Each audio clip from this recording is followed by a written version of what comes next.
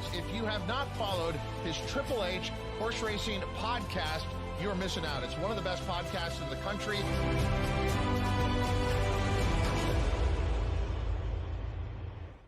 Good evening and welcome to episode 454 of Picks and Ponies right here on the HHH Racing Podcast. I'm your very proud host, Howard Kravitz. Thanks for joining us tonight as we have a huge show. We are talking about the late pick 5 at the Fairgrounds in New Orleans this Saturday. It's Risen Star Stakes Day. What a day. It's going to be incredible. 6 stakes total. Plus, we have a very special guest that we're going to bring on very soon to give a brief overview of those 6 stakes and many other things. We're very excited to have our guest on who's waiting in the background. You can listen to us on Apple Podcasts, Spotify, and Anchor, and you can follow us on X at HHH Racing Pod. Let me first very quickly bring on my co-host for tonight. We're going to get rolling right away, ladies and gentlemen. We're not going to waste any time. I've got one of our co-hosts waiting in the background. Let's bring him on right now from the East Coast of Maryland, Mr. Pete Visco. Pete, how you doing tonight? I'm good. What's going on, man? How are you? I'm doing great. I'm very excited. I should wait for my guest to come on here a second. I don't have any garb. I don't have any merch for Fairgrounds. So I decided to go, as you can see, sort of with the Mardi Gras look, where I got the purple and the green. It'll work. As long as you leave your shirt on, then let's not take Mardi Gras too far. Oh, well. No. People don't want to see that. We don't want to go there. And I think we're in good shape. Yeah. I think we got Paul's ready. Paul, I believe Paul looks like he's ready in the background. Let's bring on from the Saratoga Special and the Commonwealth of Massachusetts, Mr. Paul Halloran. Paul, how you doing tonight? Oh, well, I'm fashionably late, apparently. No, you're all good. We gotta talk to our guest here. We don't want to waste any time. Let's bring him on right now because our special guest has sort of a heart out about 20 minutes in the show here for a very good reason. He's actually got a horse that he owns, guys, that's running a turfway that he wants to see run. Of course, we'll be happy to have him on after he watches his filly run. Let's bring him on right now. This guy does just an unbelievable job with Churchill Downs Incorporated. He's their lead analyst. He's their lead host. He's also a Chicago guy like myself, and I'm proud and happy to call him a friend as well. Does yeoman's work. Let's bring him on right now from the New Orleans area. Joe Christofak. Joe, welcome back to the show. How you doing tonight? Good to be on with you guys, Howard, Pete, Paul. Huge weekend, obviously, coming up at Fairgrounds. Mother Nature is definitely blessed us with beautiful weather. Looks like we could have some storms Saturday night after the races, probably when we're falling asleep going into Sunday, which for us is going to be a rare off day Sunday because we race Lundi Gras Monday and Mardi Gras Tuesday. So fun, festive, and a lot of great races on Saturday, obviously. Yeah, Joe, I was saying, of course, you heard me talk to Pete. I need to get some merch for Fairgrounds, but I do have the proper Mardi Gras colors, do I not? Yeah, you do. And I will say this. We just have a brand new gift shop down on the first floor here. You make it out to Fairgrounds at some point. We'll get you hooked up, bring you on the air for a few races, and make sure that you got a quarter zip for the next time we do a Fairgrounds broadcast. Pete and Paul, that sounds like an invite. And we got a lot to talk about, Joe, but Fairgrounds, for no bad reasons at all, Fairgrounds is one of the few larger tracks I've actually never been to. So that sounds like an invitation, Pete and Paul. Joe, dude, I will take you up on that, my friend. We'll talk. Does that mean you've never been to New Orleans? Actually, I've never been to New Orleans. I've not. I mean, that's at this point of your life, if you haven't, I mean, I've been a lot of places, and I get to work here. This is 9 seasons now. New Orleans is a special place, man.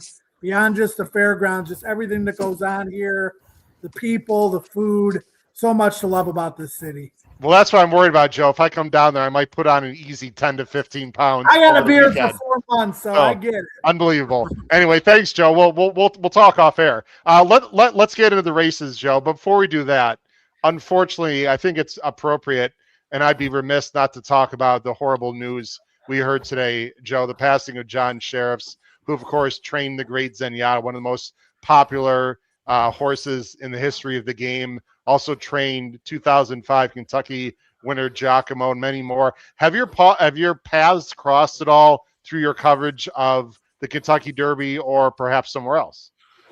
Mostly when I covered Breeders' Cups in Southern California was when we would cross paths. I was there at Santa Anita on the synth when Zenyatta beat the boys in the Classic. I was at Churchill Downs when the air was let out of the balloon after Blaine beat her. I get chills just thinking about that because even though she lost one of the most memorable races I've ever seen in my life, I was standing in the tunnel. There was so much hype. There was so much energy in the air. She broke slow, looked like she was barely going to even get back into contention at all. And then she almost won. So, John himself, always a gentleman. I wouldn't consider him somebody that I knew very, very well, but always very classy, and his work speaks for itself. Well, I think when someone passes, Joe, and we'll move on. And by the way, Paul is going to, ladies and gentlemen, Paul's going to talk at the end of the show a little bit more about John Sheriff's and the strange coincidence also of another passing that happened today, but of the equine variety and a strange coincidence. But Paul will talk about that later at the end of the show. Joe, I think one of the best things you can say about a person is that they were a better person than they were at their profession. And John Sheriff's was an excellent trainer, but from what I understand, an even better guy. Yeah, I mean, he was so giving. I remember that Breeders' Cup at Churchill. She was just out grazing, the day after the race. And, a lot of fans of Zenyatta, obviously. And he made the horse and allowed the horse to be so accessible, after that heartbreaking defeat when they could have been a little bit down following that loss. But Mike Smith tried to take the blame for the loss. I mean, no pun intended there, but yeah, just a great guy who did give a lot back to the game. Yeah, so R.I.P.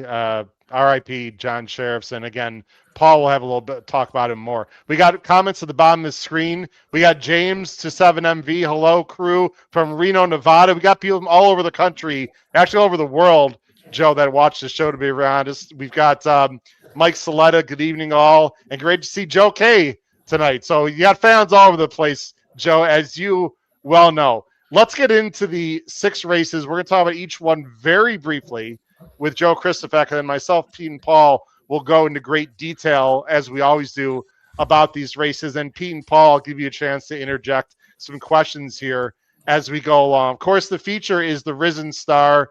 I've been waiting for this race for a long time, Joe, for a specific reason, as I go ahead and bring on the entries. And that's because I have a big future wager on Paladin. I'm alive to 5 digits, Joe, to Paladin. I actually bet him after his maiden win because I love the connections. Very similar, of course, to another future Derby horse that I had that didn't quite work out, but almost did in Sierra Leone.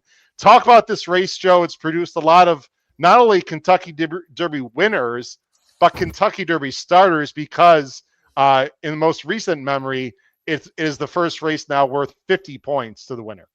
Yeah, and a few years ago, they extended the distance to 1 1/8 and the Louisiana Derby to 1 3/16. And I think that's really helped the series here in New Orleans. Chad Brown's been a major contributor of horses to this race. You remember Zandon back in 2022 ran 3rd in the Derby behind Rich Strike and Epicenter. Epicenter was the winner of the Risen Star that year. Came back with Sierra Leone a couple of years ago, obviously 2nd in the Derby, and wound up winning the Breeders' Cup Classic. And I could tell after that horse broke the maiden at Aqueduct, I'm like, that's a Risen Star horse. Then he goes on to win the Remsen, brings the horse back fresh here. I think the 2 best horses in the race are also the 2 horses that are lightly raced and still have a ton of upside moving forward.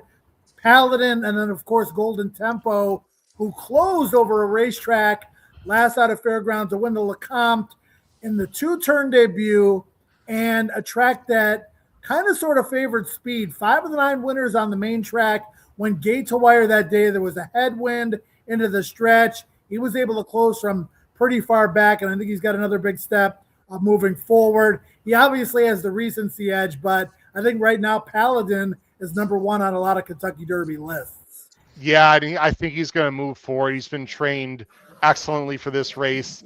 Very similar to Sierra Leone. I'm expecting a big effort from him. Paul, I'll let you get the first question for Joe about the Risen Star. Would you like to ask him about a different horse or just to reaffirm something that you like in this race, Paul? Yeah, no, I was going to kind of follow up, Joe, on something you touched on, but I just want to get your impressions on how much of a difference that has really made, lengthening those prep races, especially with the Louisiana Derby, virtually the Derby distance and the actual Preakness distance. The Louisiana road to the Derby was always strong, but a little more on how much of a difference you think that has made in getting people to run down there. It's made a big difference. I remember the first year they extended the Risen Star to 1 1/8 miles. They had so many entries, they actually had to split the race. We normally get 12, 13 horses in this race. I think a lot of people were probably scared off by the presence of Paladin. I think that, with Ted Noffey off the trail now, like I said, he's in the upper echelon of people's list. Do you really want to go 9 furlongs against him in the Risen Star when you have so many other preps that you can go to? The Risen Star and the Rachel Alexandra are our two best preps. People talk about, they're preps for the Louisiana Derby and the Fairgrounds Oaks. That is not the case. Those races are not grade ones. People like to go to Keeneland, run in the Ashland, run in the Bluegrass, use that as a path. Not that the Louisiana Derby and the Fairgrounds Oaks aren't very good races, but these are the two, in my opinion, signature races at the Fairgrounds. I think so. And Joe, just quickly give everyone a glimpse of the Fairgrounds meet. It's hard to believe there's only a month left, but this is the second to last big race for the boys in a series of many good races that you guys have had down there. Yeah, Jose Ortiz won the title here last year. He came back, been riding First Call for Cherie DeVoe. She's got Golden Tempo, but she's got a lot of nice 3-year-olds in that barn. Jose, they consider him part of the team. A leading trainer, once again this year's Joe Sharp, absolutely killing it in all categories. Paco Lopez broke his ankle the other day, so he's out for the meet. Marcelino Pedroza Jr.'s had a very good meet. Ben Curtis, Jared Loveberry. But we got the big guns coming in on Saturday. Oh, yeah. The likes of Luis Saez, Johnny Velasquez, and Tyler Gaffleone. Yeah, it's very exciting. The Risen Star, by the way, has been won by Kentucky Derby winners, most recently Mandaloon, as Joe mentioned, Country House and War Emblem, the winners of the Risen Star. They produced 33 starters 76 starters since 1985, and 33 Kentucky Derby starters in the last 10 years, courtesy of Darren Rogers. That information does a great job of Director of Media Relations. All right, let's get to the Rachel Alexandra. Pete, you look at the first question to Joe for that. Here's the Rachel Alexandra. This is, of course, points for the Oaks. I really like a horse in here quite a bit, Joe, that I'll talk about later in the show, Bella Ballerina. I know she's favored, but I think the number 3 for Brendan Walsh and Tyler is very talented. And many of these horses are coming back from a race in the winter, or I guess you could say late fall at Churchill Downs. Yeah, I think arguably Paladin's number 1 on a lot of Kentucky Derby lists. And I would not argue with anyone that put Bella Ballerina on the top of their Oaks list. Obviously, she's got the pedigree, being a half-sister to an Oaks winner from a few years ago, also trained by Brendan Walsh. And Pretty Mischievous, she wound up being a good one-turn horse a little bit later on in her career, but she won the Oaks going 9 furlongs. This was the plan again. We saw it with Pretty Mischievous. She won this race after Brendan Walsh won the Goldenrod. That was the plan. Put her away, get her ready for the Rachel Alexandra. This is a pretty good field that she's going to face off the bench, horses that are coming off of layoffs, a couple of others that do have a recency edge. But again, I hate to chalk out in this race. I just think she's going to be tough to beat. Powered by Family for Cherie DeVoe. She was an MTO in that last race that came off the turf. She was never intended to run on the turf. A lot of people need to recognize that when they see the off the turf. She was supposed to run on the grass. She won on an off track. She was intended for the main track all along. I thought she looked very, very good in that maiden breaking win. I agree. Pete, do you have a question for Joe about I know, by the way, Pete is a huge Zenyatta fan, Joe. So I don't know if he can talk about this race with a Me lot too. he can't be as comfortable. But Pete, go ahead for Joe. Yeah, I could talk about it because Zenyatta's just better, so I don't even think twice about it. I agree with you. But Joe, this question actually sort of crosses the Risen Star and the Rachel.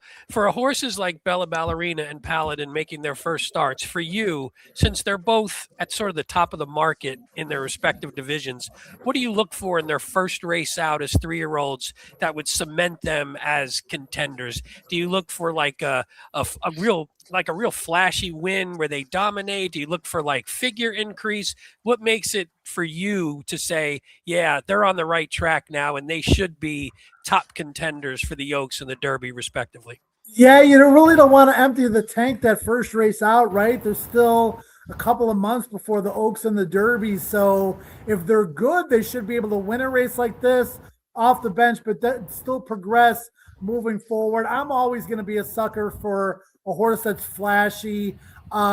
I think, the company lines are important. The Risen Star company lines have been very strong over the course of the last several years. Same with the Rachel Alexandra. So I'm looking for a combination of all those things, but definitely not all out to beat a horse that I think they should have beaten easier, looking for a decent enough time, but also looking for something to build on. And I think that Brendan would definitely tell you that with Bella Ballerina, and so would Chad with Paladin. Yeah, I think there's definitely some Oak threats here. And Bella Ballerina, by the way, is going to have to deal with a pretty talented Todd Pletcher filly as of now. That has just been lights out. So the Oaks, the Oaks sometimes, Joe, gets a little bit short shrift. I mean, for obvious reasons. But this Oaks field could be very good this year as well. Don't sleep on these fillies. Should be a lot of fun. Joe, here's the deal. We've got, production meeting in the middle of the show. We got 2 or 3 minutes for you. Let's very briefly talk about the turf race, the Fairground Stakes, and then and no pressure at all, Joe. If you want to watch your filly run, you want to come back and be a part of the show, you're welcome. You can just stay in the background here on our software. Okay, you don't have to leave it. Completely up to you.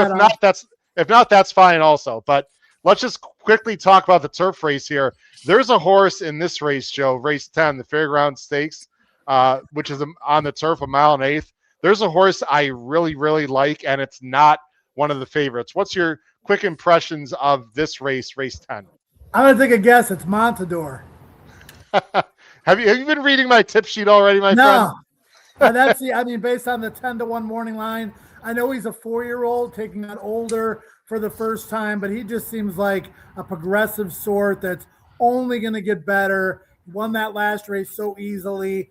This is a much tougher spot. I will say Brilliant Birdie, who's 4-1 on the morning line. I would be very surprised if this horse wasn't the favorite. He's hands down the class of the field. You know that Cherie is pointing to the Muniz, which is the grade 2 coming up on Louisiana Derby Day. Might not be fully cranked for this. Capuna obviously rates a big chance. He's really started to flourish since Norm Cassie put him on the turf. I think he's legitimate. Laganos always runs his race, but Brilliant Birdie's the one to beat, and I think Montador is the horse with some upside. I think if you get 6-1 on him, you should be pretty happy with that. Well, we have a name of a bet on one of our shows. It's called an IWW, and it's an acronym, Joe. It stands for the Irresponsible Wager of the Week. Jokingly, if Montador is 5-1 or higher, I might even have to bring out the Brinks truck on that horse, Joe. So I will tip my hand with that Godolphin runner right away before we start. Joe Christofek, pleasure to have you on. Again, you're welcome to come back on later after you watch your filly run. I don't want to say the name, Joe, because everyone's going to go to their ADWs and start betting and bring your horse down. Come on, let's go. Everyone like me. I want to know. She is 6-1 right now. It's Spider Woman, trained by Michelle Lovell. She's won a couple of races already. She was 5th in the allowance race, last out of Turfway. Now she's 50,000 non-3, which is where she belongs, and doing well going into the race. Just a little bit concerned about the rail draw, but think she will run her race. She does try hard every time. All right, Spider Woman, the one horse in Turfways. We're live here Thursday night at 8:20 Eastern. Everyone just put like $2. Don't bet too much because Joe's gonna be betting this horse. So we want to keep this horse rate 6-1, right, Joe? This filly, but I don't like to bet my horses most of the time unless I think they're a huge overlay. There's already plenty at stake without even the betting them. So I'm rooting for it. It's my girl. I hear ya. Well, Joe, good luck with Spider Woman again. And feel free to come back, but if not, that's okay. We'll definitely have you on another time if you can join us for a later in the evening. We really appreciate your analysis. And the last thing I want to say very quickly, I wanted to say this, Joe, while you were on air, and Pete and Paul know this, but the public does not know this. So the first time an official announcement, the HHH Racing Podcast has extended our partnership with Twin Spires another 3 months beyond the Derby and hopefully for the rest of 2026, but definitely, Joe, beyond the Derby. Want to give a shout out to Evan Morris, VP of Marketing, and Darren Zocali. We're covering tournaments on our podcast like a glove for our Twin Spires and Churchill Downs. And Joe, I'm so proud to be part of the family with this podcast. We really appreciate it. Yeah, a lot of growth in that space. Twin Spires has done a beyond amazing job with those tournaments, from the $50 cash games to the feeders and the qualifiers, Kentucky Derby Betting Challenge, the NHC, the BCBC. So well-deserved, Howard. Congratulations. Thanks. So we'll be with them through Twin Spires, through the Kentucky Derby, and hopefully beyond. Joe Christopher, thanks a lot, my friend. Again, stay in the background if you like, and we can have you on later. Take care. Good luck with Spider Woman. All right, cheers. Thanks, guys. All right, Good luck. take care, Joe. Bye-bye.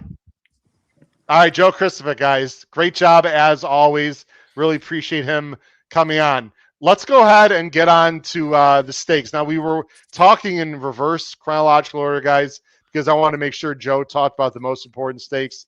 We're not going to talk about race 3, which is actually a turf sprint, but obviously that's outside of the late pick 5. So we're going to talk about the late pick 5, and Joe already gave us, a few ideas of what to do. But let's go to the first race of the late pick 5, gentlemen, and that is the Albert Stahl Memorial right here. It's race 8, mile to 16 for the girls on the turf. Morning favorite is the number 1, Medoro, for Erden and Ortiz. That's Jose Ortiz. IRAD is in Saudi Arabia for the Saudi Cup. And then Chad Brown's got oversubscribed as the 5-2 as the second choice. Let me bring up our picks right now. On the bottom of the screen, I'm going 2-1-8. Pete's going 1-4-2, and Paul's going 4-2-1. We're going in 3 different directions. Pete, let's start with you with the Moorline favorite, Medoro. Yeah, I really like this horse, as we'll get to when we get to our best bets. Not to spoil or foreshadow too much, but a couple things I like. You get in the last one. So she's 1-for-1 now at Fairgrounds and 1-for-1 at the 8.5 furlongs, and both of them came in her last race. And it was a lifetime buyer top. So she really took to it. She added Lasix. She picked up Jose Ortiz. She gets both of those back again as well, which I like. She's got some solid works coming in. I mean, nothing super crazy, but solid enough to where it looks to me like she's still holding that form that showed in that last one. She's 4 for, so she has some, she's 12 out of 13 in the money. So she never really runs a bad race. But she's 4 for 4 on the win end when she's in sort of non-graded stakes. So when she's knocking heads at that level, she's pretty tough to beat. And then when she goes into the graded stakes, she can win, which she has, or she can at least finish in the money and be close. But I think at this level, she's maybe just a step above some of these. And then the last thing, Peter Urton on fire at the meet. He's 6 for 12 wins, 8 for 12 in the money in when he has a winner last out in non-graded stakes turf route. So he's really great, sort of just in this situation. So there's just a lot to like, which I guess is why she's 9-5. Yeah, I like her a lot too. I've got her second. She obviously can win. I'm slightly concerned that buyer number is too high.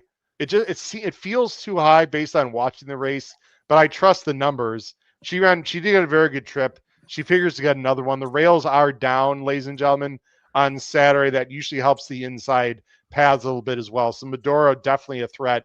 And Jose Ortiz, again, guys, having a fantastic meet. How about close to 30%? The returning champ continues to rock it out in Louisiana. Paul, you're going to go with the 4. And you know what? I looked at this horse very carefully. I almost put her in my top 3. Expensive Queen, 6-1. This is Brendan Walsh. Was actually on the synthetic last time. She's been really all over the place. And she's won, she only won 125, but I think she still has some upside, and she figures to get a pretty good trip here in a race that figures to be somewhat wide open. Yeah, I think the Keeneland race was very good, Howard. I think the trip at Santa Anita was not good, and last time was last time. She's supposed to win that race on the synthetic, and she does. I agree with what you said, and that was part of my picking her. You might look at the numbers and say, well, they've gone down the last 3 races. Well, again, the Santa Anita trip was not good, and the last time was on synthetic, so forget the number. So I think she does have upside, and I think something resembling that Keeneland race or advancing on it puts her squarely in the mix here, and I think the price is right. I think you get Louis. I think you get Brendan second off the layoff. So I had a lot of positives on this horse.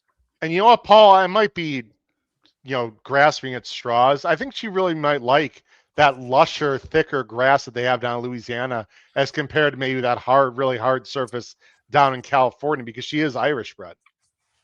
She is, and she's closing, and that's certainly a better scenario for her.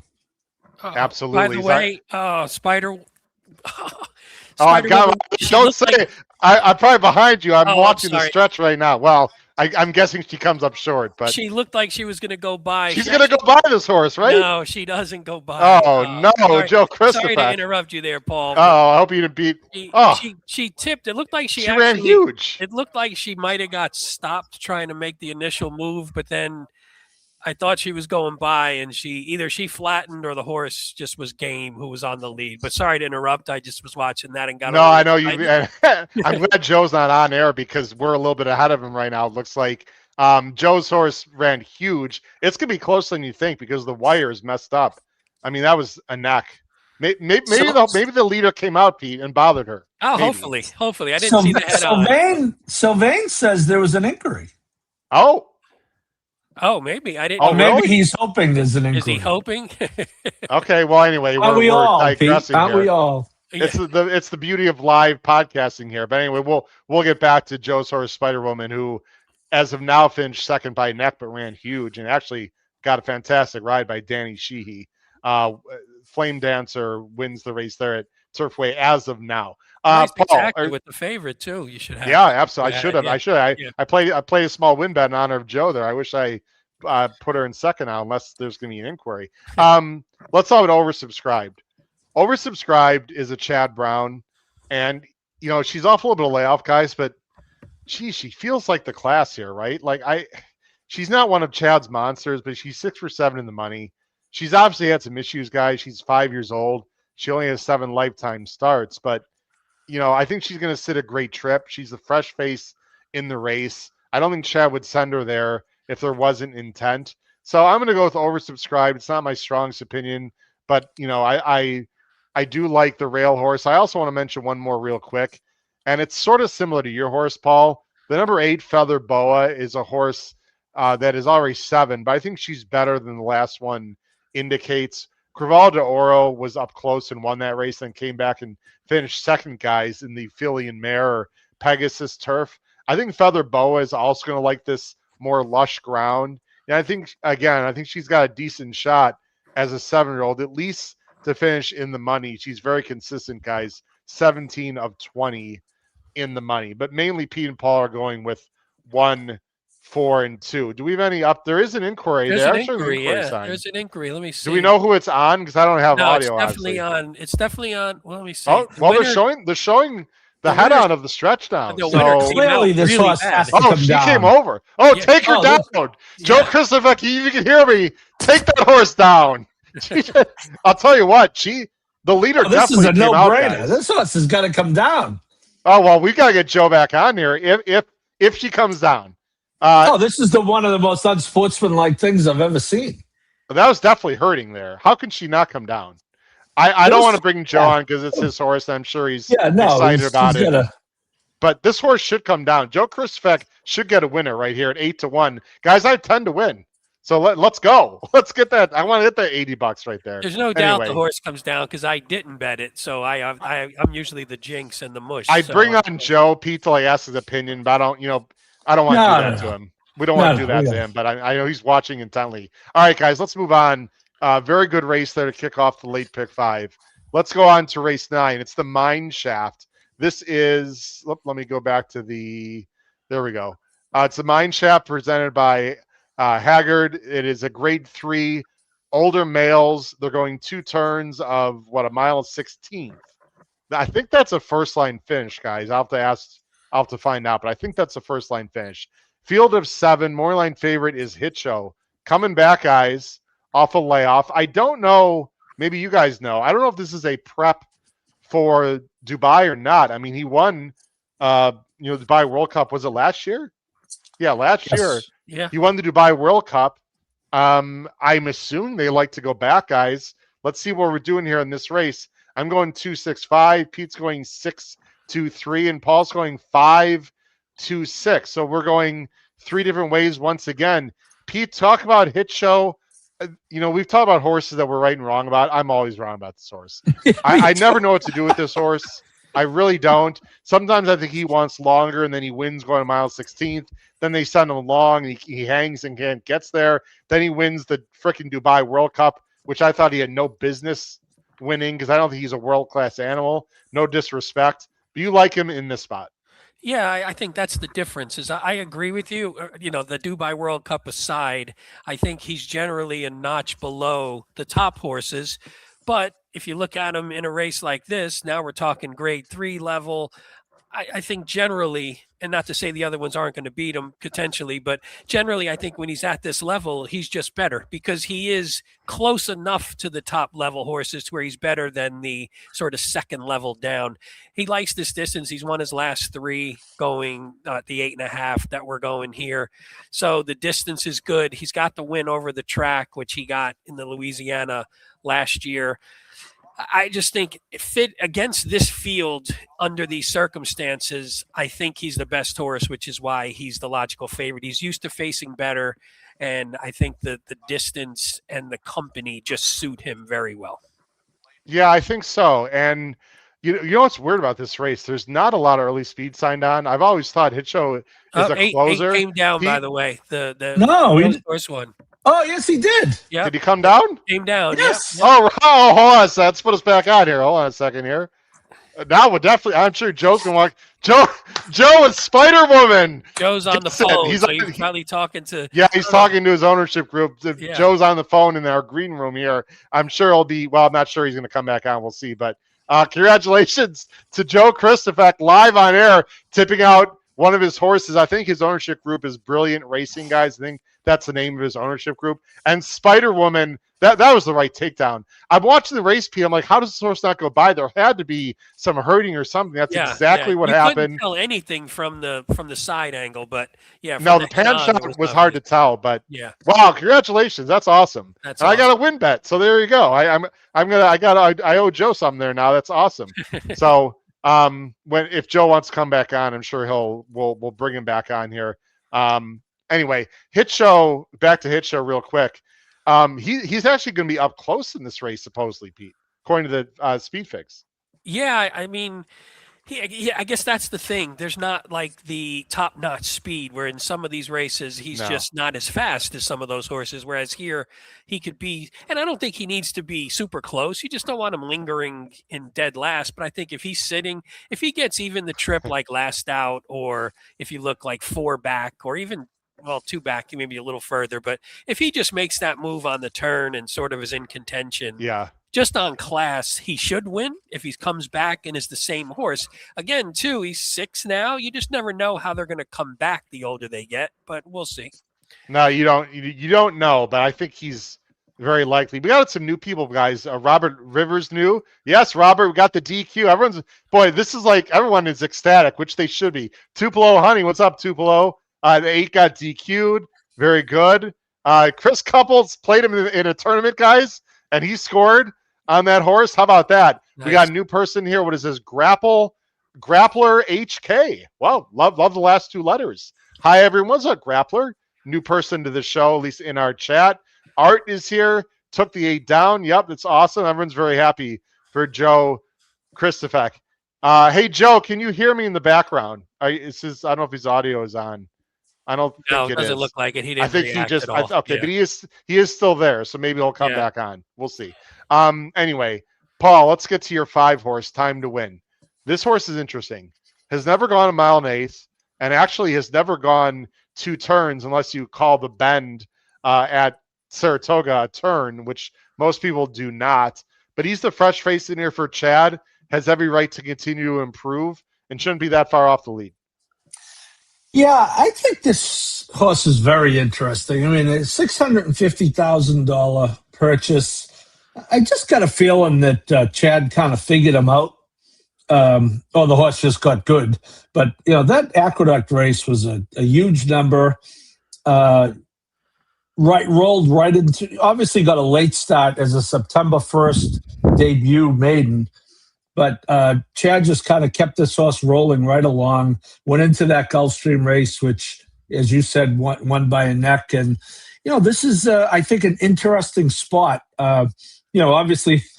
Obviously, Chad had a truck going down to Fairgrounds to take your precious property, Paladin, Howard. So this horse, let's hope this horse is just not company for your guy. But, Tyler, I can't imagine the stretch out, the brief mini stretch out is going to be any problem. Wow. And again, 4-1. Yeah, I'm sorry. Jim Pilar singled that 8, Paul, and a dime super. Hello. The 1, you mean? Nice, Jim. I like Time to Win here, Paul. I know I don't have him. I'm in 3rd. He's the fuzzy, right, in this race. I'm a little worried that he's never gone a mile and eighth. Like, I'm wondering what Chad's been waiting for. I guess he didn't break his maiden yet, so I guess that's why. Certainly bred to get the distance. I'm not sure he classes up. I'm not sure about the mile and eighth, but it's baked into the price, right, Paul? Exactly. Yeah, I don't know that we're going to get that, but and the distance, the first time at the distance, Chad's one of those guys where I don't even consider it to be an issue whatsoever. That's fair. Guys, Accelerize is the kind of horse I usually would not pick in this race. We just got 8.5 to 1 on him, right? He didn't really walk the dog, guys. He was pressured, and he ran huge. My main reason I'm going back to him, guys, is what we talked about, Pete. There's just not a lot of speed in here. I mean, isn't he going to be loose again if he wants to be? He's going the same distance. If you look at the time form, it's got him by a mile. He's a mile up early. So if you believe in that, then yes. There's the time form. I mean, he should have the lead. I suppose the 5 could be up closer than it looks on here. I will be shocked, Paul, to be very honest, if Time to Win is not closer to the lead than Hit Show at the first turn. I have a hard time believing that Time to Win is not going to be somewhat aggressively written here. And, this horse impressed me last time, Pete. I don't know where it came from, but I thought he ran well. He's got upside. He's been off a month now. He has good work since. There's just nothing not to like about him unless you think the last race was just an aberration. I have a feeling there's better things to come for this Omaha Beach colt, and Todd certainly knows what he's doing with the horse. And so does Spendthrift, for that matter, and Rapoli. All those guys have been red hot lately, all of them. Yeah, I mean, that's the thing you're looking for, too, in a race like this, where you have a horse like Hit Show is the favorite, who we sort of know who Hit Show is.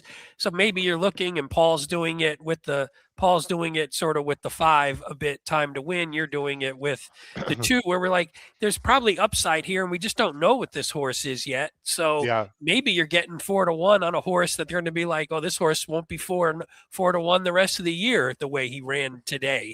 So you're maybe catching them at that, or he maybe just beat Just a Touch, who's a funny horse and doesn't always has a knack for blowing races sometimes, and maybe that's what that was. So I guess we'll find out here, but he's definitely a contender for sure, and he definitely looks like he has more than he's shown so far on paper too. And if he has that, he's right up there. I agree. I hate to keep piggybacking to Joe Christopher and his horse, but guys, that would really suck if his horse was claimed. I don't know if he was. I'm just or she, because that was a 50K claiming race. Hopefully, she was not claimed. That was a nice purse of 44,000. I gotta tell people can't see Joe obviously on screen. He's in our green room right now talking on the phone, probably to some partners. Guys, he's as happy as can be. It is so cool to see people, that own horses win races, guys, in real time. I don't care if it's a 10 claimer or a grade 1. This is why we do it, Paul. This is what makes this game so cool if you're lucky enough to be part of a partnership, which you and I and Pete, we've all been parts of different partnerships in our life. Yeah, you can't beat it. It's funny, Howard, right before we came on the air, I finished a lengthy tome on Bookham Dano for Mid-Atlantic Thoroughbred magazine. And, those are 6 guys from Jersey who paid relatively cheap for a horse, and look where they've gone. It's amazing. There's nothing like it. Nah, it's very cool. Let's go on to the next race, guys. The Fairground Stakes. This is the one that we were talking about a little bit with Joe. 1.8 miles on turf, 175,000. Morning line favorite is a soft one in Kapuna, who won last time for Norm Cassie. And Saez on Saturday is 3-1 morning line. Let's see where we're going in this race, guys. And this is a strong opinion for me. I don't know. Joe must be a mind reader because he nailed the horse I like here quite a bit. I'm going 6-7-2. Pete's going 7-2-5. And Paul's going 2-7-9. Gentlemen, first 3 races, we have 3 different winners in each of those races. That doesn't happen too often on this show, which is great. It gives us a chance to give our opinions on several horses. Let's go to you, Paul. You are going to go with Brilliant Birdie. You already touched on him. Cherie DeVoe, Brian Hernandez. I did read something that I want to mention about this horse after you expound a little more, once again, on Brilliant Birdie, who is very talented, very good, and is probably prepping for the Muniz, which is next month, going 1 mile and 1/8. Yeah, that makes sense, and I know Joe touched on it. But, again, off the layoff, Cherie is very, very good. She's good at everything. She's a future Hall of Famer, as you know. I've said that many times. I've heard that. So I like this horse. I took a long look at your horse, Howard, and he was actually my 4th pick in the race. I was down to him in the 9 for 3rd. But I just think this horse, I like the extra distance for this horse. I think he'll be forward, but not coming, not right on the pace. And I certainly think not coming from as far back as last time. I love everything about that rhetorical race last time, as you know, because it closed out a monster pick 5 for me. Oh, yeah. Live on the air, I might add. Speaking of winning live on the air. Wait, hold on a second. Hold on. Pete, you guys gave me crap for mentioning that I was on TVG like 30 times 2 years ago. Paul's getting a little bit close with that rhetorical reference. I've heard it a few times lately, Pete. He's creeping up into that area, which, by the way, Paul, is totally fine with me, just for the record. Yeah, well, unfortunately, you don't hit too many $9,000 pick 5s. And as you know, Howard, we play a lot of them.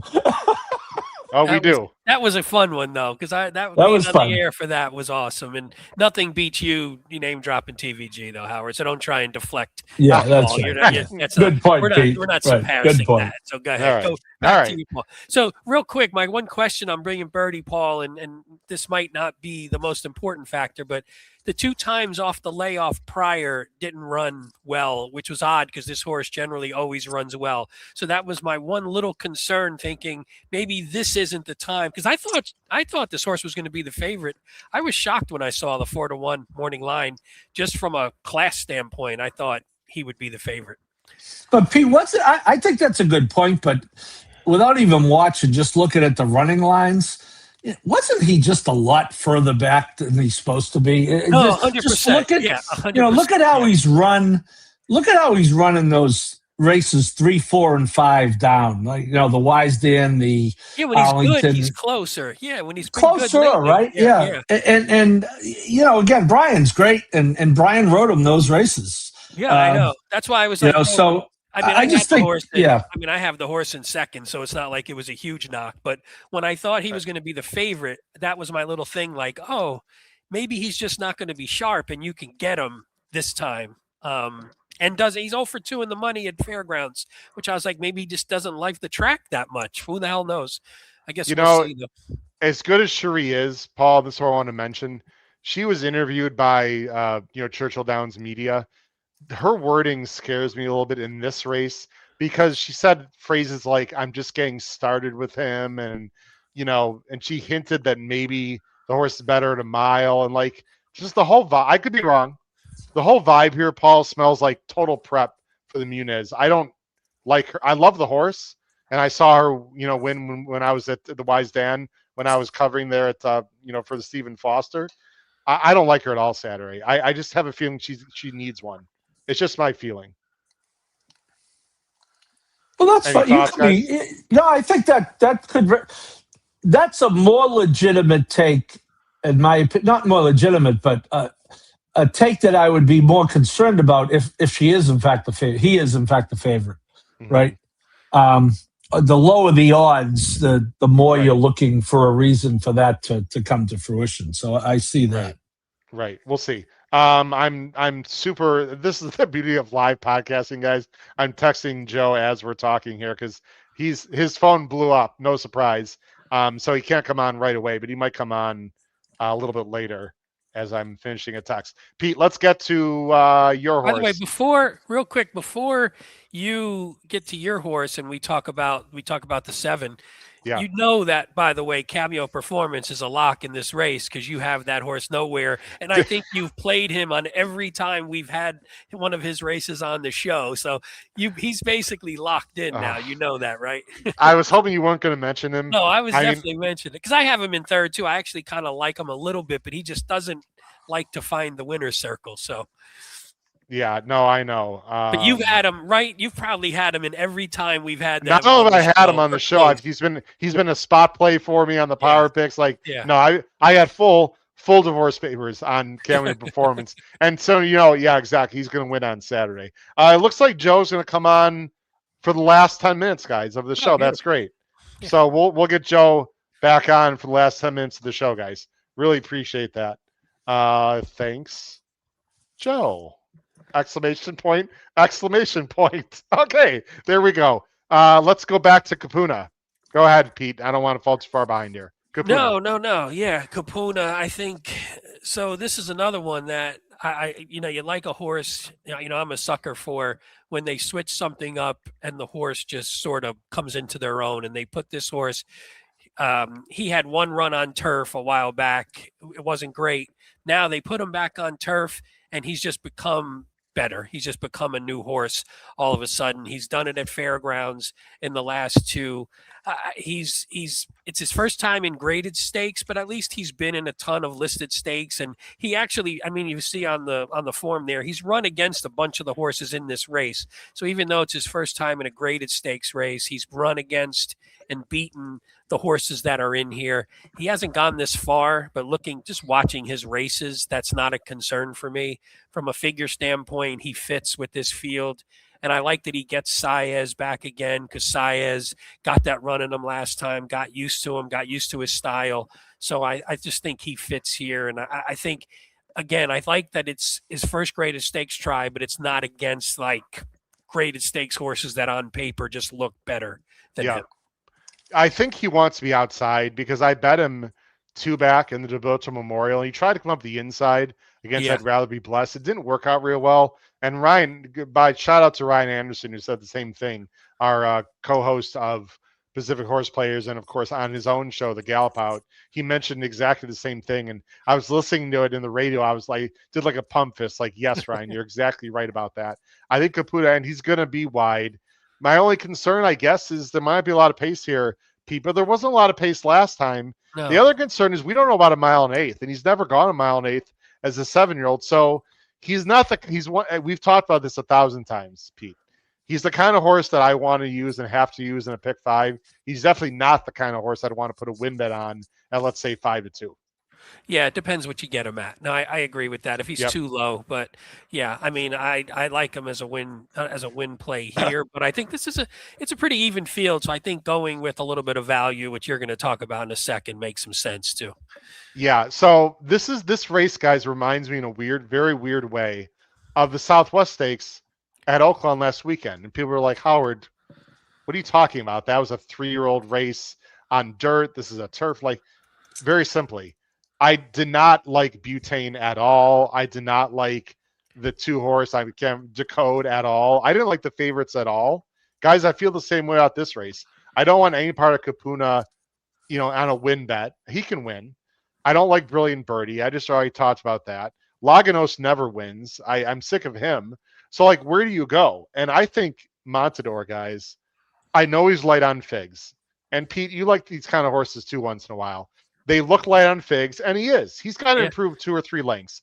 This horse reminds me of a horse that Paul will love hearing me say, Test Score, right? An improving 4-year-old, looks light on figs. I don't know if I'm going to get that 8-1 that Paul got on Test Score, but he has every right to improve, guys. I watched several replays. He's getting better. There's no reason why 1 mile and 1/8 should be a problem for him. The dam actually went very long. So on the dam side, he might want longer. It's Tyler G. The way that that Joe Christopher talked, I got a feeling this horse is going to be 7-2, guys, or 3-1.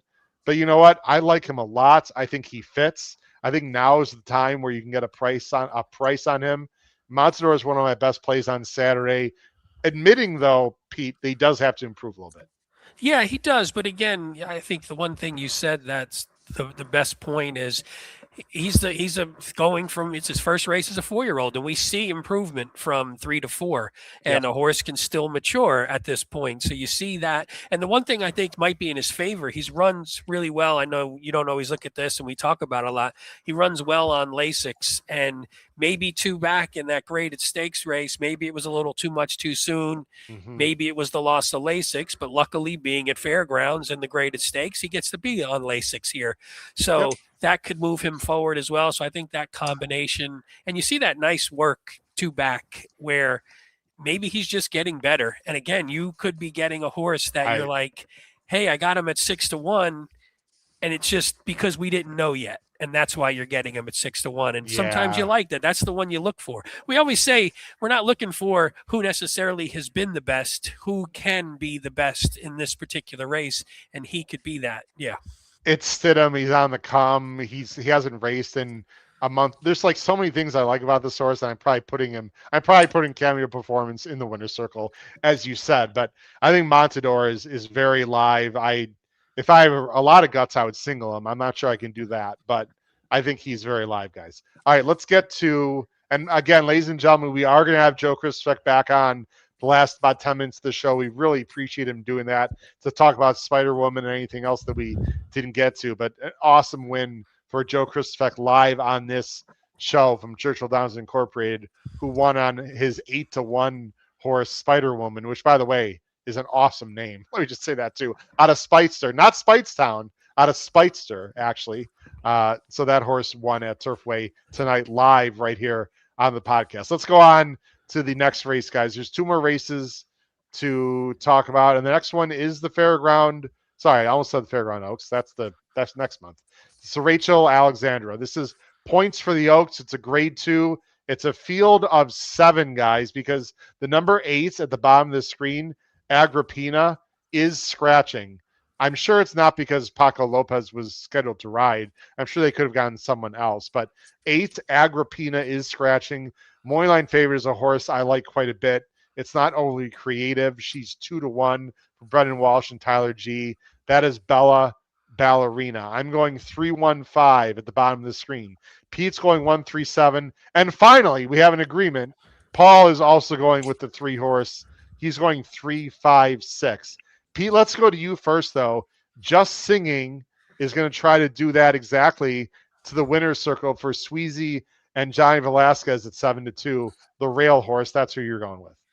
Yeah, taking a little bit of a shot here.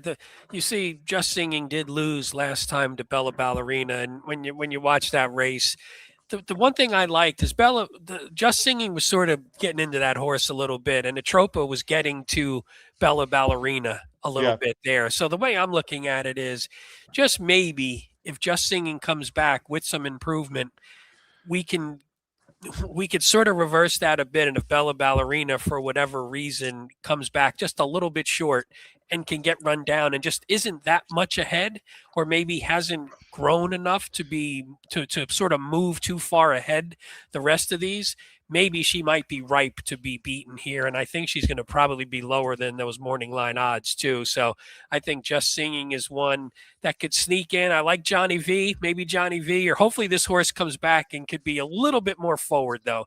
You see, has no early speed at all in any of her races really. So I'm hoping she can show a little bit more speed from the rail with Johnny V, could be a little more aggressive. Yep. And then maybe turn the tables on Bella Ballerina.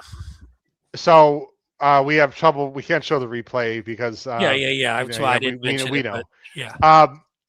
I watched that replay several times because my first original thought, Pete, was, "Ooh, Just Singing was really getting to the winner." I gotta tell you, I'm not sure. I know, yes, like factually she was, but and I'm going to ask Paul about this. You guys know my love for the Gallop Out, and it can matter in two different ways. I don't know if you guys watched the Gallop Out of the Goldenrod, but Paul, Bella Ballerina, even after the Gallop Out, didn't let those two horses go by. They were closing, they were coming after her. I thought this was a monster effort by Bella Ballerina last time. She was coming off only a sprint race, Paul. It was her first time around 2 turns against more experienced horses. It was a very fast pace with that loose on the lead horse, and she had to chase all the way. She took over maybe a little bit too quickly than she should have, and she had enough guts to see it out and then galloped out also ahead of her. I think Bella Ballerina is a serious filly, and I like her a lot on Saturday. I agree with everything my uncle just said. Oh, I think this horse is a stone cold single lock. Wow. Okay. Tell us why, other than what we said.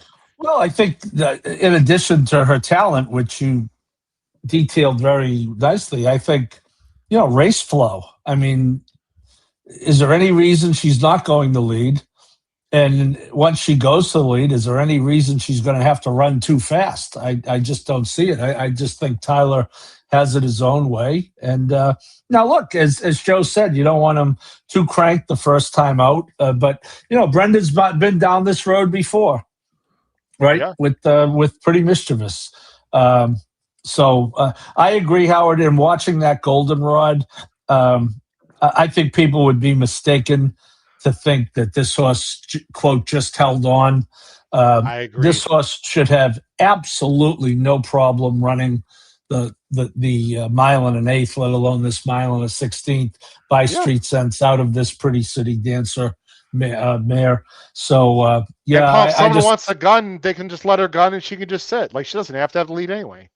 I'm not sure Brendan wouldn't prefer that, Howard. I think you're right. To be honest with you, I think you're right. I just thought I gave her extra credit, Pete, because she was coming off of only a main sprint victory. And I think she had every right, Pete and Paul, to give it up late, and she didn't. And I just, I still think the Pletcher filly is a complete monster. The name is escaping me now. The one that won at Tampa Bay over the weekend. Is it Zany? Zany, I think is could actually win the Wood if she goes against the boys. I think Zany could be in the Derby actually. That's a whole other conversation. But anyway, I like Bella Ballerina quite a bit. I do like your horse, Pete. I've got her in second. I think she's going to improve. She's been working fine, down in Palm Meadows. So I have nothing against her at all. I got the 5. Powered by Family. We're going to move on, guys. But boy, this horse has got to turn a foot. I mean, I know that was slop. I don't know if you guys watched that maiden race. Whoa. I mean, this is a really nice horse. I don't know if she's a fast dirt horse because she might want turf because she was reined off the turf. But if they do heat it up a little bit, Powered by Family, the 5, that replay, I know, again, I know it was only a main race, guys. Visually, that was impressive. We might see her. Is it the Edgewood, guys? Is the turf race on Derby Day? Is that the name of it for 3-year-old fillies? She has Joe. I think it's the Edgewood. Whatever. Isn't, like it, that race, isn't it the American? I thought that was for the boys. Oh, good point. Yeah. You're right. I think it's the Edgewood. Anyway, if this horse is not like in the Oaks, I think she's going to be in Derby in that race on Derby Day. Put it in the chat, ladies and gentlemen. Is the Edgewood the 3-year-old nice turf filly race on Derby? Actually, it's on Oaks Day because it's for the girls, I think. Anyway, I like Powered by Family, just maybe not on the fast dirt. All right, guys. Let's see. Tanner Hawkins just joined the show. Late to the show tonight. Want to say hello. I'll be watching the replay tomorrow at work. Good luck this weekend. Appreciate that, Tanner. Thank you. Tanner, another great fan that we met. Disciple of him is here. Squid McDuffie, late for the party, but he's here. Everyone's late to the party, but that's quite all right. All right, guys, let's get to the last race. I think Joe, I don't know, Joe, can you hear me right now in the background? Thumbs up if you can hear me, Joe. Joe Christofek, thumbs up if you can hear me. No. Okay. So Joe's going to have to put his sound back on. Let me go ahead. I think he's about to do that, guys. So we'll get Joe back on perfect timing here for the last race. Let me see. Joe, can you hear me? Thumbs up if you can hear me, Joe. Okay. Not yet. I'm gonna text him, guys. Guy's trying to enjoy his champagne and how it's bothering him. No, he looks like he's ready to come on, guys. That's why I'm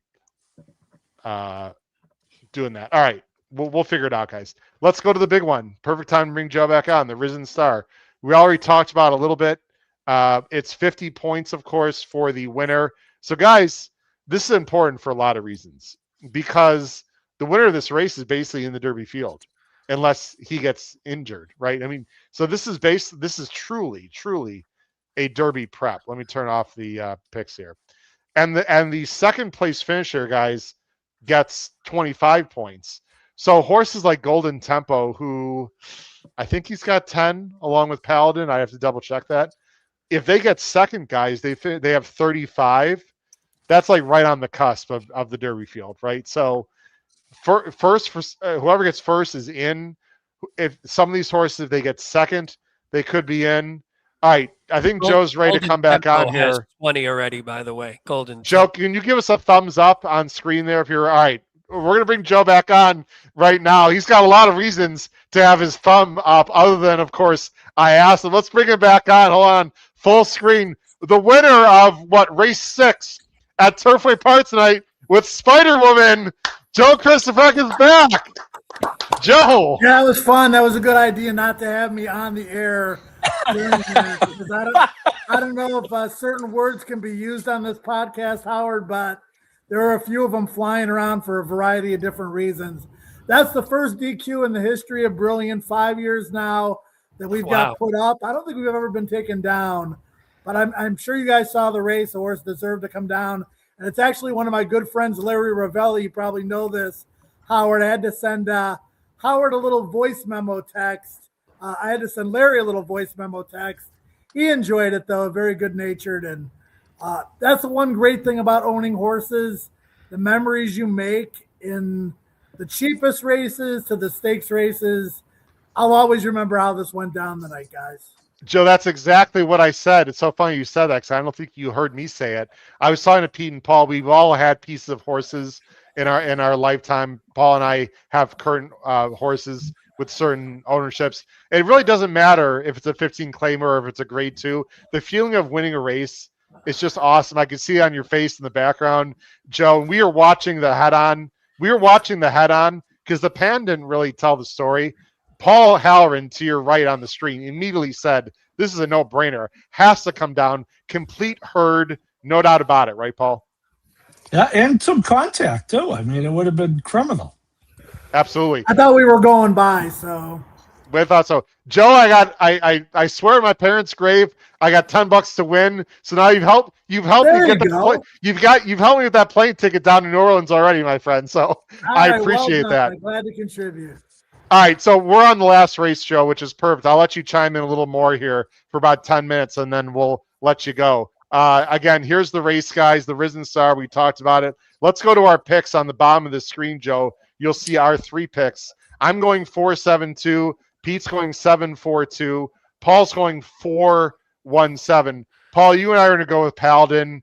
Again, I like everything about this horse. I think he's ready. He ran an 87 and 85. I'm expecting him to sit just off the pace. Hopefully, Tyler G is going to give him a good trip. If people are wondering where's Flavian, he's in Saudi. That's why he's not riding. My only concern, and I'd love to hear Joe talk about this, I think there is quite a bit of early speed in here, and he's not really a deep closer, but I see no reason why he can't just sit off like he did in the Remsen, Paul. Yeah, I agree. I just think, if you look at speed figures at all, he's got a pretty good, he just looks faster than these horses. I also think that obviously there's a reason Chad sent him in this direction.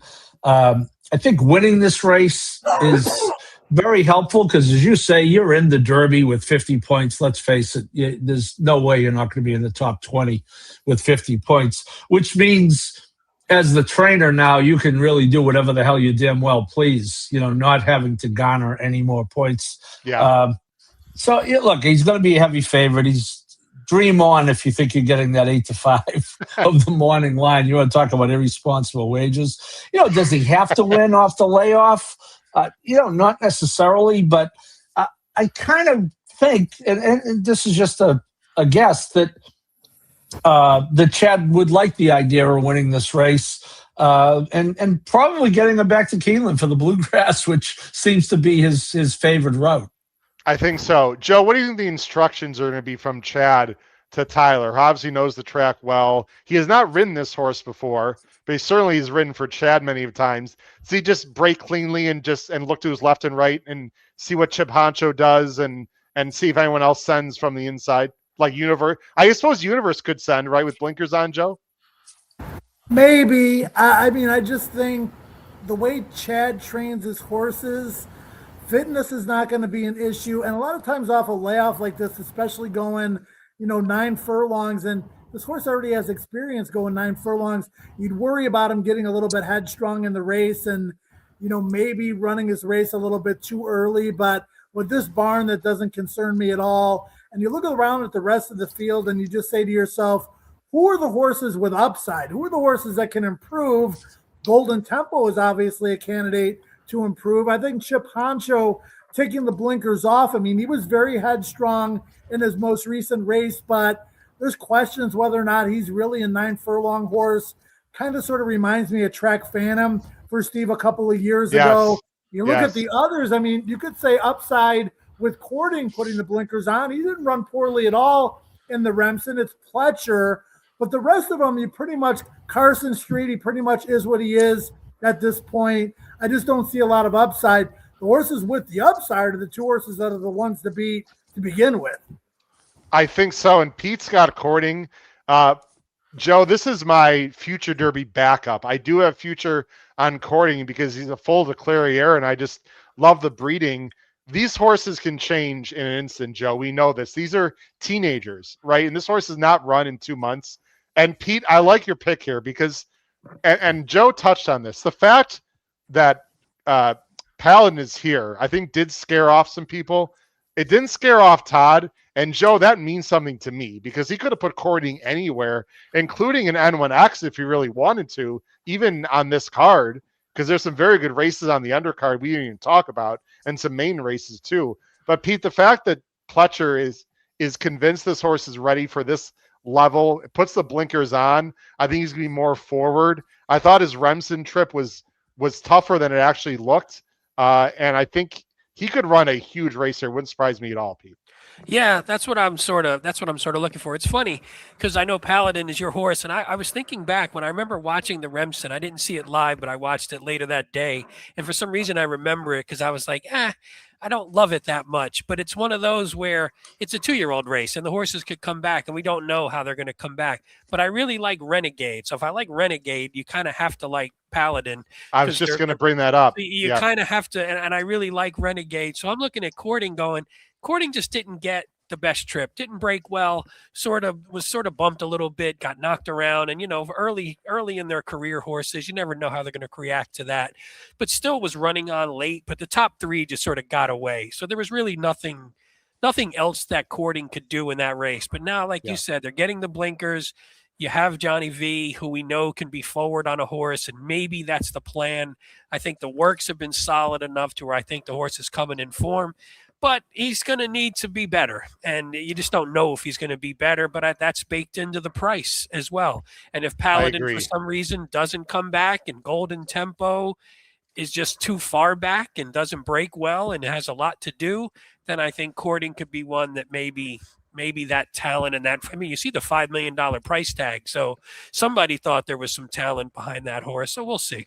Well, Joe, I last question for you, Joe, and we'll let you go. And we really appreciate you coming back on, my friend. And again, congratulations on Spider-Woman. That was such a cool moment. Our chat, our live chat was blowing up along with your phone. It was Hey, very Joe, cool. real quick. Joe, I don't know if you know. I thought for a sec, because I was watching, Howard was talking about one of the races, and I'm watching. I thought Spider-Woman got shut off a little bit, too, when they tried to make the first move. And I was like, oh, no. She got shut off right on the turn and got pinched a bit. And I was like, oh, no. But then she came out, and I was like, how did she not go by? How did she hung? But Right.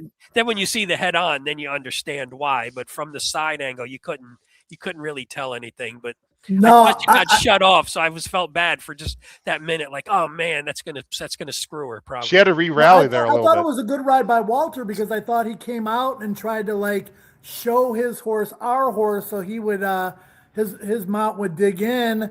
Didn't realize there was contact until the inquiry sign went up, and then you look at the head on. And I'm not going to go so far as to say it was an absolute no-brainer, but we were pretty confident the horse is going to come down. And our filly tries every time, man. I mean, she's a hard trying horse. She's won 3 races now. She's made 170 grand, I think, at this point. We got a starter condition now for the 50,000 non-winners of a race other than. So that plays well too. But you pick these horses out at the sale. They do that. They put forth a good career like she has, and you're just proud on so many different levels. That's very cool. Let me just quickly ask you about Courting. We'll let you go, Joe. What do you recommend to bettors who see this horse and they say, okay, it's Johnny V, it's Todd, but she's only run mid-70s. She looks too slow. My take, as you heard, is there's a lot of intent here. She could run a lot, or he could run in a lot of other places. Todd has confidence. And the other thing, Joe, and I'd love to hear your comment on this as well. Todd is not the kind of guy that's going to rush a horse into the Derby. If he doesn't think a horse like this is ready, he'll give him more time and wait for the Belmont, right? Like Todd is a very smart, patient, excellent trainer. He doesn't strike me as a guy or Whisper Hill Farm Connections, Joe, that's going to put a horse in a spot that he or she doesn't belong. So the fact that Courting is here on Saturday means a lot to me. What say you? Not to say that Todd wouldn't run a horse at Oaklawn in a big prep, but where does he normally run them? He runs them at Aqueduct. He runs them at Gulfstream. To me, this is saying this is a true 1.25 mile horse that he wants to run 9 furlongs at this point of the year, and it's going to suit this horse as well as anybody. And the upside appears to be there. The pedigree's there. The connections are there. An early equipment change after just 3 starts tells you a little bit of something about maybe what he sees in the morning, and conversations with Johnny about maybe a little bit of a lack of focus too. So there's a lot of reasons to like this horse for sure. And you said something 5 minutes ago, Howard, about how horses can improve out of nowhere sometimes at this time of the year in the 3-year-old ranks. Who won this race last year? Magnitude, just completely right off the screen. Out of nowhere. I mean, that effort that he ran in the races prior at the Fairgrounds were nowhere close to what we saw on Risen Star Day, and he's going to develop into one of the better older horses in the country this year. He proved himself at the end of last year that he was indeed legit. So sometimes that light bulb goes off. You put the physicality together, and they take a step forward that you're obviously not necessarily expecting. I agree. I think he's going to love the long stretch, which you touched on. He doesn't want to go, first turn finish at Gulfstream. That's not what this horse is all about. Joe, go and celebrate, man. Thanks again. You and I will be in touch, my friend, about that offer here. And congrats to all the partners as well with Brilliant Racing, because that is very cool, and Larry Valley and the whole gang. So congrats, my friend. All right, that was fun. Have a great night, guys. Thanks for having me on. Hey, Joe. Thank you. Take care. Bye-bye. All right. Thank you. All right, guys, let's get to our best bets here, because in about 15 minutes is Wire to Wire, which is very exciting, with actually Noah Maher is hosting along with Ryan Anderson tonight on Wire to Wire. So we got to get going here, guys. Let me go ahead and get that set up right now with our best bets. Paul, you're going to go with a double in race 8, 4 with 2-5, and then race 11, an exacta 3 with 5-6. I think I'll just go ahead and rattle off, guys, if that's okay with you. Yep. Pete, you're going to go with the one horse in race 8 and race 10 with just straight out win bets. I like it. Very simple. And I'm going to play sort of a cold punch pick 3, guys. I'm going to offer that up in the last 3 races. 6-7. No, I'm not going to do it, Jackson, if you're watching or listening. He knows what I mean. Not going to do it. It's gone. That's Montador and Capuna. And then I'm just cold punch single Bella Ballerina and the number 4 Paladin. It's not very creative, guys. But you know what? If Montador wins, that's going to spice it up. And that's a $2 bet for $1. I mean, so it's not like you're throwing a lot of money away. Played for as much increment as you want. All right, Paul, I'm not going to bring up the band just for time purposes, but unfortunately, as we know, the passing of John Sheriffs, but there's also coincidentally and unfortunately a related passing of equine variety. Tell everyone, our viewers, what we're speaking of tonight on your rant of the week. Yeah, so a Fleet Alex passed today. A Fleet Alex, I'm sure our viewers and listeners, they're such astute fans, but if you haven't watched his Preakness, I think it's one of the most athletic things I've ever seen a horse done. In a Triple Crown race, going 1 mile and 3/16 after already running about the mile, he literally got knocked to his knees by Scrappy T on the turn for home. And not only didn't he fall, and not only did he get up, but he won the race by open legs. So he was just a really cool horse. One of those horses who reminds you how tough it is to win the Triple Crown, because he had, I believe it was a very tough third in the Derby. Just a really, really cool horse. So a Fleet Alex passed today. And, you know, you talked to Joe about John Sheriffs, and I cannot say I knew John well. I know he brought Baeza to Saratoga 3 times, twice. He ran in the 3 times, the Belmont, the Jim Dandy, and the Travers. There was a common denominator. He had to deal with a horse called Sovereignty in all 3 of those races. I happened to be down covering the Pennsylvania Derby for Parks, the whole card, but I had the Derby itself. And I just by accident ended up watching the race. We were right on the fence, you know, on the rail. I was probably, I don't know, about 20 yards away from John. So, you know, my Saratoga special training kicks in, and I was really watching him as much as I watched the race. And, you know, he waited till they were about 2 or 3 strides after the wire before he, you know, put the hands up. And I was actually the first one to talk to him, because there he was. And he was just so genuinely happy for that horse. You know, as they say, Baeza, really promising horse in a different year. Could very well have grabbed a Triple Crown race, if not 2. You know, you had to deal with that monster Sovereignty.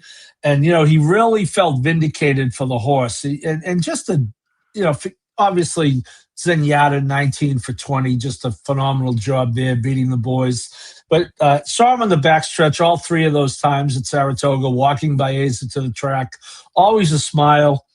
Just a genuinely good guy.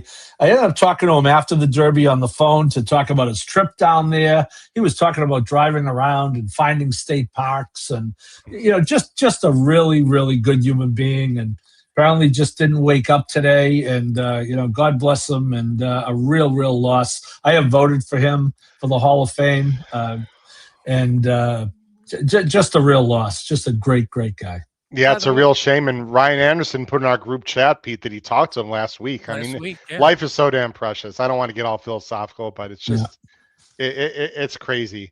I'm sorry, By the Pete, way, did you want to add I something? was just going to say the craziness of a Fleet Alex and Sheriff Isn't that passing on the same day, unbelievable? where a Fleet Alex ran third, lost the Triple Crown to Giacomo. Correct. I mean, that is just it's such a crazy coincidence, and maybe mystical things sometimes are it's so bizarre. Are happening around us. But that is a crazy thing that happened, and I mean, it's sad on both accounts, but it's John Sheriffs is someone I thought of my dad right afterwards, because my dad is 81, so I was like right around the same age, and I'm like, at that point though, at least he's had so much accomplishments, and he's such a good person, and so many people had so many nice things to say, that when you make a mark like that after being around for 80 plus years, I mean, that at least leaves a very lasting legacy for sure. For sure. Well, Papa Visco, don't go anywhere, my friend. We want Papa you around Visco, for another Papa Visco he's still hanging around. He doesn't move as fast as he used to, but he's still hanging around. So that's very touching. He's still betting Pete and Joe and Jesse and Jackson horses. So don't worry about him. That's very touching, Pete. Thanks for sharing that. That's very nice. Sure. It's just amazing. Like, just again, Fleet Alex came in third in the Kentucky Derby in 2005, won by Giacomo, who is trained by John Sheriffs, who also unbelievable. Passed away today. Just crazy. By the way, as we end the show, guys, two things. First of all, Weekend Warriors Saturday, really special show. Excuse me, 10:45 in the morning, Eastern Standard Time when we're starting. Saudi Cup Day. We're going to show the last three races, guys, live, at least with the audio. Myself, Davey Lane, and Emma Kennedy from the UK, from Ireland, are going to be live with me. If you are not familiar with Davey Lane and Emma Kennedy, you are missing out. Please join me live Saturday morning. We're one of the few American podcasts that's going to have these races on live, so to speak, on audio. And we're going to talk through these races in great detail. Even if you're like, I don't know these horses. These are really good, two great turf races. And then, guys, it's Forever Young, who's awesome, against two monster Baffords. I mean, who doesn't want to watch that? And I actually like the other Baffert more than his supposed top horse. So please watch us 10:45 Eastern, Weekend Warriors in the morning. Again, that's Eastern Standard Time. The other thing, guys, I want to say as we wrap up the show here, a little trivia, because we talked about the 2005. Let me take the banner off. I did a little research. We talked about the 2005 Derby, who was won by Giacomo. Fleet Alex finished third. Who finished second? I looked, so I know. Okay. I happened to look. Don't say Pete. No, I won't. It's Paul's thinking. Paul, it was the longest shot in the field. So not only did Giacomo win at 50-1. Oh, yeah. The exacta was like 10,000 for two. $2 exacta paid $9,800. Are you ready? Yeah. The $2 try paid $133,000. The second place horse at 71-1 hit it. Pete, who was it? Closing argument from the clouds. It came 50 over 71-1 over 4.5-1, 9-2.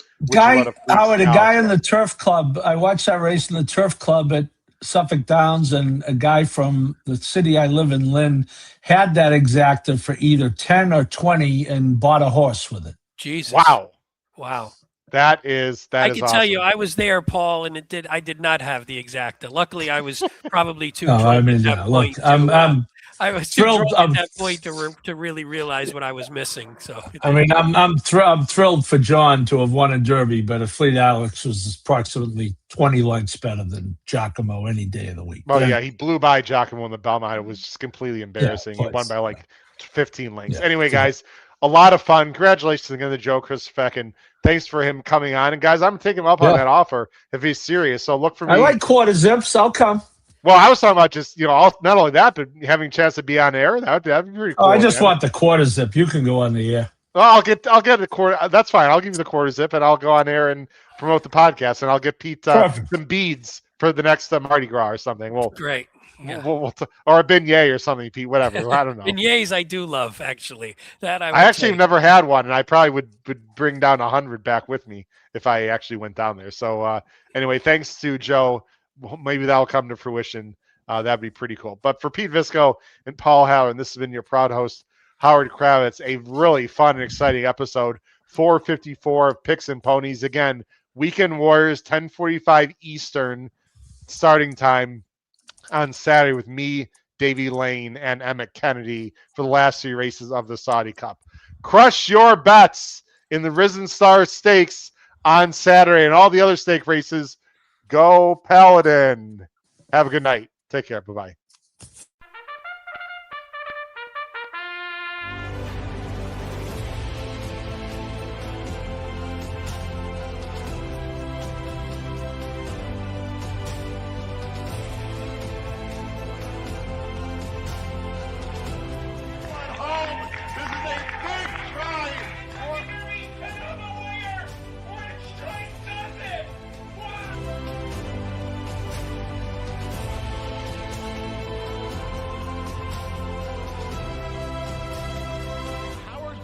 If you have not followed his Triple H horse racing podcast, you're missing out. It's one of the best podcasts in the country.